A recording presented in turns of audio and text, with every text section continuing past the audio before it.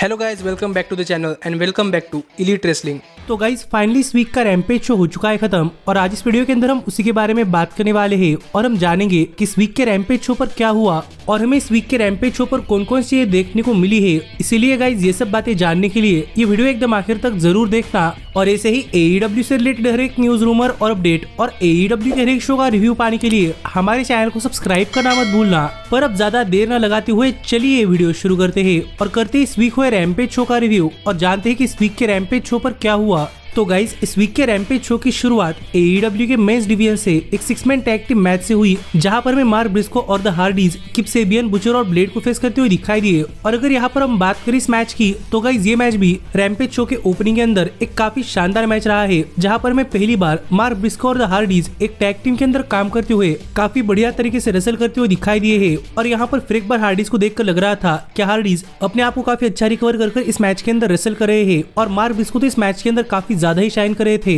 लेकिन एक टाइम के लिए जब किप सेबियन और बुचर और ब्लेड इन सबने इस मैच के अंदर डोमिनेट करना स्टार्ट कर दिया और एक दूसरे पर अपने हाई फ्लाइंग मूव्स लगाना स्टार्ट कर दिया, तो आउट ऑफ नोवेयर हार्डीज ने यहाँ पर किप सेबियन का अटैक बुचर और ब्लेड पर ही रिवर्स कर दिया और एज अ रिजल्ट किप सेबियन पर अपना फिनिशर ट्विस्ट ऑफ फेट लगाकर जेफ हार्डी ने अपना फिनिशर स्वॉन्टन बॉम्ब लगा दिया, जिसे कि मार्क ब्रिस्को ने अपने फिनिशर एल्बो ड्रॉप के अंदर कन्वर्ट कर लिया और यहाँ पर किप सेबियन को पिन कर हार्डी और मार्क ब्रिस्को ने अपने टीम के लिए मैच जीत लिया है। जहाँ पर देखा जाए तो इस ट्रियो के अंदर पोटेंशियल दिखाई दे रहा है और मुझे लग रहा है कि ये टीम मार्क ब्रिस्को और FTR से काफी बढ़िया बन सकती है। तो देखने के लिए मजा आएगा कि आगे इनके साथ क्या होता है। लेकिन इसके बाद में रैम्पेज शो पर रेने पिकेट बैकस्टेज में सैमी गेवेरा और क्रिस जेरिको का इंटरव्यू लेते हुए दिखाई दी और यहाँ पर बात करते हुए रेने पिकेट ने सैमी गेवेरा से पूछा कि नेक्स्ट डायनामाइट शो पर सैमी गेवेरा का रिकी स्टार्स के खिलाफ एक मैच होने वाला है, तो उस पर सैमी गेवेरा का क्या कहना है। जहाँ पर बात करते हुए सैमी गेवेरा ने कहा कि ये AEW कंपनी का फ्यूचर है और AEW कंपनी की पहचान है, जैसे सैमी गेवेरा और रिकी स्टार्स और इन दोनों बेस्ट रेसलर को एक दूसरे के आमने सामने आता हुआ देख फैंस काफी खुश होंगे और ऐसे ही AEW के अंदर उनकी ओरिजिनल फीलिंग रिस्टोर हो सकती है।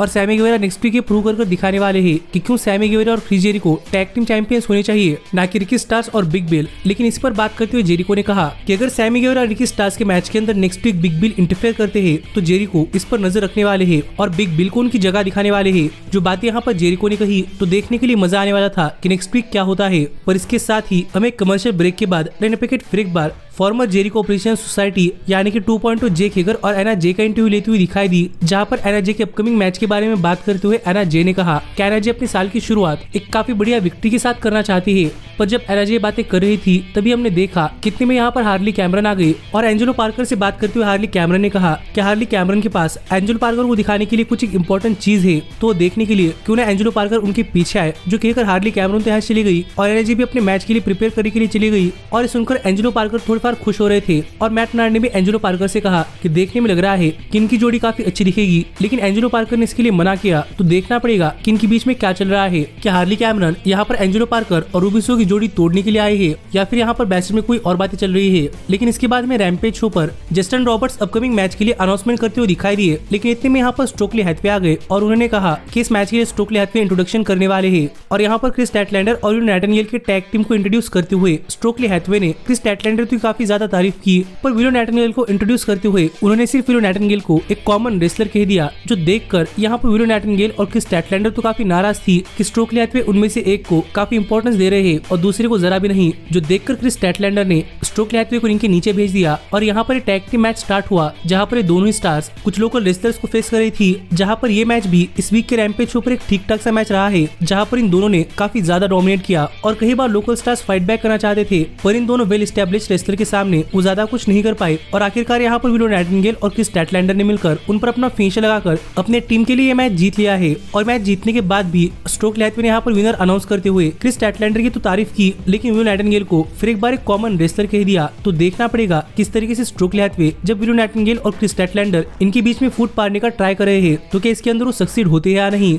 लेकिन इसके बाद हमने फिर एक बार रेने पिकेट को बैकस्टेज में द हार्डीज का इंटरव्यू लेते हुए देखा और रेने पिकेट हार्डीज से पूछ रही थी कि उनकी फ्यूचर प्लानिंग क्या होने वाली है और हार्डीज अपना जवाब दे ही रहे थे कितने में यहाँ पर प्राइवेट पार्टी आई जो कि फाइनली कंप्लीट हो चुकी है। लेकिन यहाँ पर प्राइवेट पार्टी से बात करते हुए हार्डीज ने कहा कि देखा जाए तो हार्डी पार्टी यानी कि प्राइवेट पार्टी और हार्डीज की टीम एक काफी बढ़िया टीम थी, लेकिन उन्हें लग रहा है कि अगर प्राइवेट पार्टी को अच्छी तरीके से ग्रो करना है तो उन्हें हार्डीज से अलग होना चाहिए। इसलिए यहाँ पर हार्डीज चाहते हैं कि प्राइवेट पार्टी अपनी खुद की जगह बनाए और इसके लिए हार्डीज के पास प्राइवेट पार्टी के लिए एक बेस्ट फेयरवेल गिफ्ट भी है और हार्डीज की मर्चेंडाइज है, जो कहकर हार्डीज ने मर्चेंडाइज प्राइवेट पार्टी को दे दी और कहा कि एक दिन जब प्राइवेट पार्टी काफी बड़ी टैग टीम बन जाएगी तो हार्डीज को फेस कर सकते हैं। जो कहकर हार्डीज यहाँ से चले गए, यानी कि फाइनली यहाँ पर हार्डी पार्टी ब्रेकअप हो चुकी है। लेकिन हार्डीज का एटीट्यूड देखकर लग रहा है कि वो अपने आप को काफी बड़े समझ रहे हैं, जो कि वो डेफिनेटली है। लेकिन देखना पड़ेगा कि स्टोरी के अंदर आगे क्या होता है और क्या प्राइवेट पार्टी हार्डीज को मैच कर पाती है या नहीं। लेकिन इसके बाद में रैम्पेज शो पर एनर्जी एक 1-on-1 मैच के अंदर हिकारू शिडा को फेस करती हुई दिखाई दी और जैसे ही मैच शुरू हुआ वैसे एनर्जी हिकारू शिडा पर काफी तगड़ा अटैक करने के लिए गई, मानो कि अपने साल की शुरुआत एक विन से करना चाहती थी और वो काफी जल्दी मैच जीतने के लिए गई। लेकिन हिकारू शिडा भी इस मैच के अंदर बनी रही और हमें इस मैच के अंदर भी बैक एंड फोर्थ एक्शन देखने को मिला, जहां पर हिकारू शिडा और एनर्जी